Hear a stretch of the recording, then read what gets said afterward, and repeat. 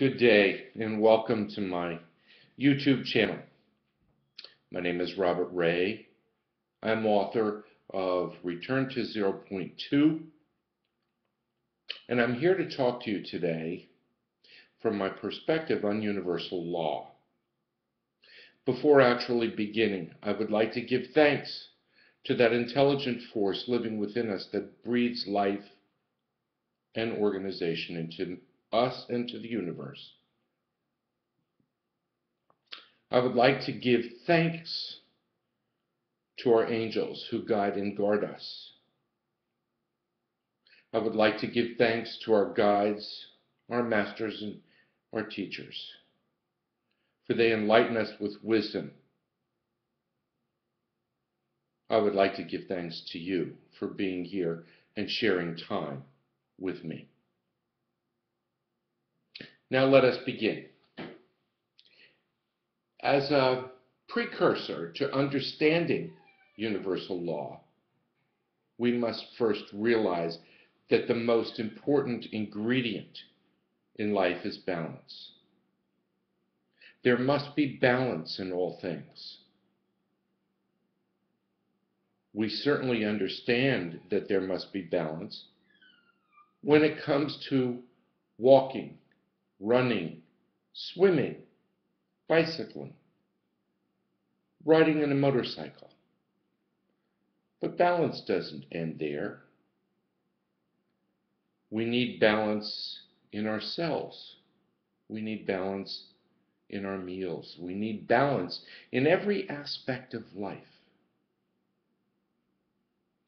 So the law of balance is our number one law, and it is so vitally important to us that it surpasses even the karmic law.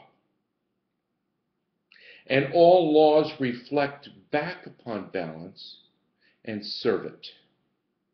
So it is the supreme and the first law. If I were to stand at the water's edge and stare out onto a beautiful, serene, quiet lake and appreciate its stillness and its beauty, and then I bent over to pick up a stone, and I threw the stone into the middle of the lake, I would create a splash, forcing change and disturbance upon the serenity of the water. As an immediate result, ripples would begin to move back towards me. Those ripples can be compared to karma. They come back and move towards us in waves until balance is restored. But that is the goal and the objective, to disseminate the stress of the disturbance that was created by the original splash from the stone that we threw, until balance is restored.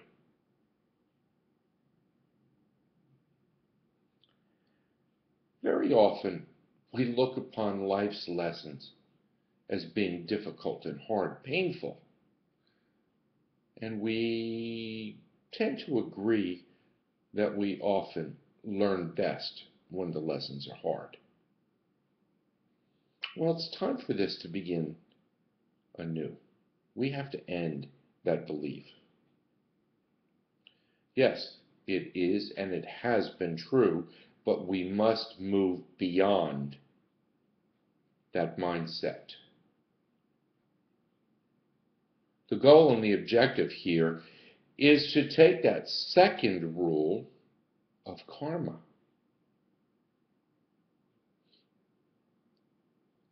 and invert it. We have actually entered into a soul contract with ourselves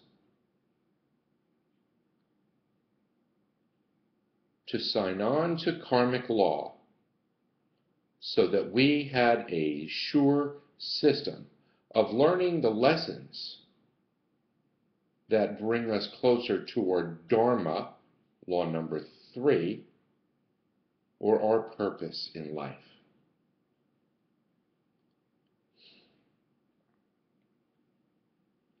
It's time for karma to end.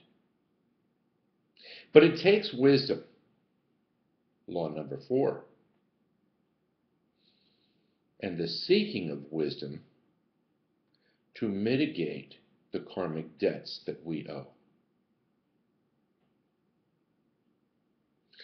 Now, all these laws depend upon the necessity of you to observe, appreciate, and believe in the gift of reincarnation. I did not for most of my life.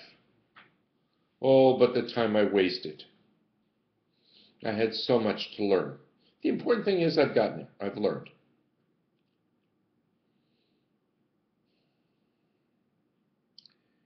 And in my last life, if I was a woman who did not care for or love or respect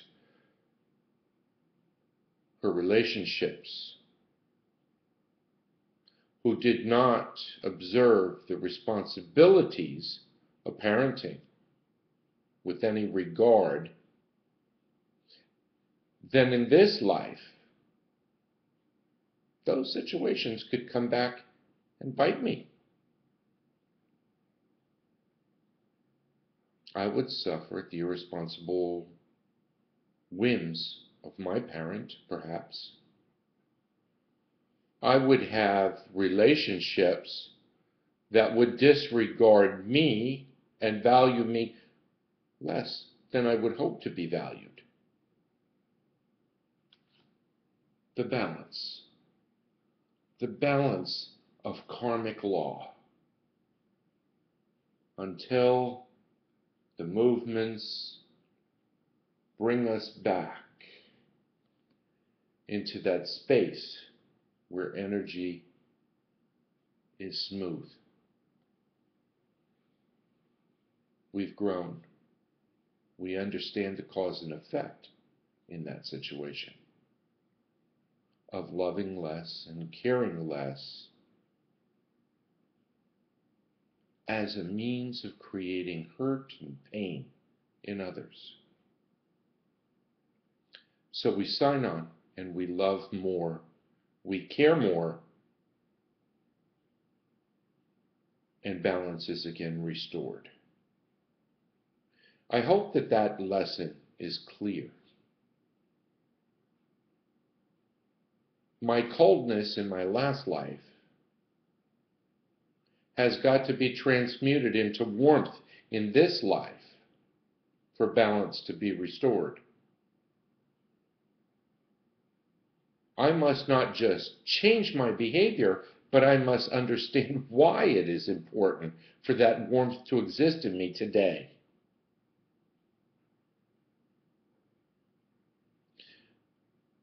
As we move through these universal laws,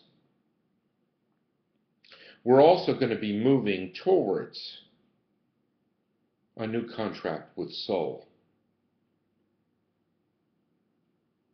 We're going to ask and appeal that the contract for karmic debt be laid to rest, and a new contract of enlightenment and seeking of wisdom take its place for us to ease up on the pains and the hurts in life and move towards a joyful existence with less hard lessons, less toil and strife, as we move closer and closer to that 0 point, that place where the existence of self knows all, tends to all, with great conscience and love and appreciation. I will achieve selecting the reality that I choose to live.